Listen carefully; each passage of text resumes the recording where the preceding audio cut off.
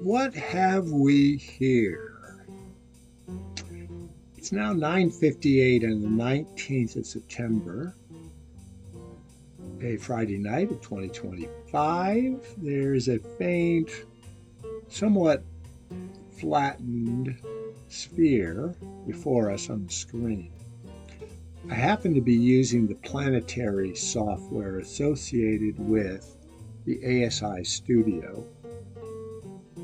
Set points are kind of hard to achieve manually. It was bouncing all over the place. But the resolution of the imager is 3008 by 3008 pixels. I'm in a format called RAW8. I'm using the Ziwo ASI 533 MC Pro real-time imaging system. This is not a very high magnification view. Why don't we start to push it a little bit?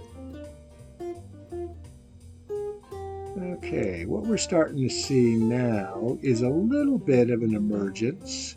Now I could center it up. I can't quite center it up the way I'd like to by just moving things around the screen. But what I am going to do is, head in the wrong direction, eh? All right. Okay, so now I've centered it up, and you're beginning to see a stave going through the body of this globe. That's because we're looking at Saturn.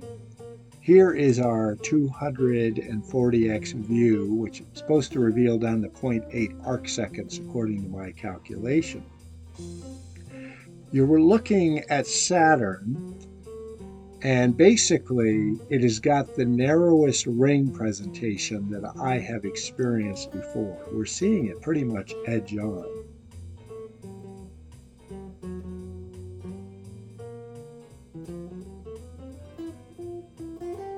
I'm using the auto default settings in the ASI planetary imaging setting.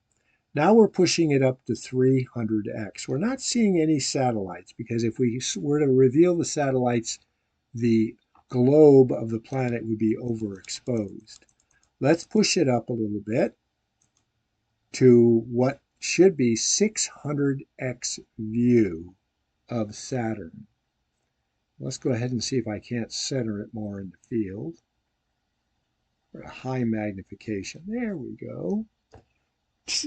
We're getting hints of the equatorial zone, and off to the right, maybe a brighter region here. This is not a particularly sharp view. The time is 10 o'clock. Saturn is very close to opposition at this point, but the sky conditions may be a little too unstable at this point, given the fact that Saturn is probably no more than 35 degrees above the east-southeast horizon. I suspect it's probably in Aquarius at this point. Unfortunately, the Gemini 2 imager doesn't give you any real data about the status of any of the planets that we may be viewing. I've done as tight a job on the focusing as I can get away with the scope. So this is probably the best view we're going to get until Saturn starts to culminate, or a better night of seeing stability.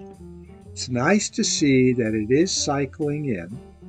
There are two other planets that could be viewed, Pluto and Neptune, but I'm going to just pretty much stick right now with Saturn in hopes that we get brief periods where we sharpen up the image. I'm going to let this run. Saturn is the sixth planet out.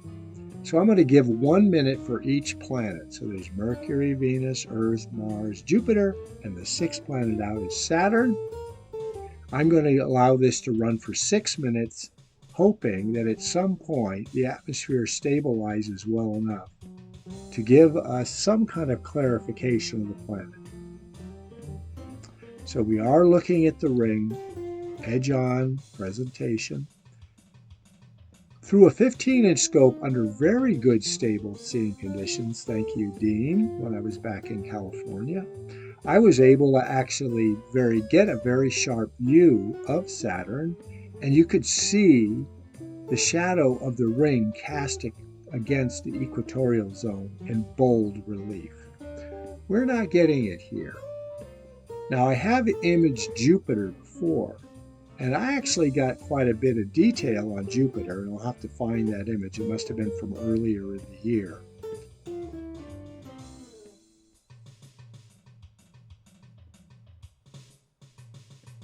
Probably around March or so. But anyway, we're now at 5 minutes and 30 seconds. So we're going to give Saturn 30 more seconds to come up and give us a sharp view. Once again, Saturn takes a great deal of magnification, and we are currently operating at some 600x. Let me back it out so we can sharpen up. So this is our 300x view of Saturn, and our 80% view, which is 240x. And with that, I'm going to say, Carpe Noctem.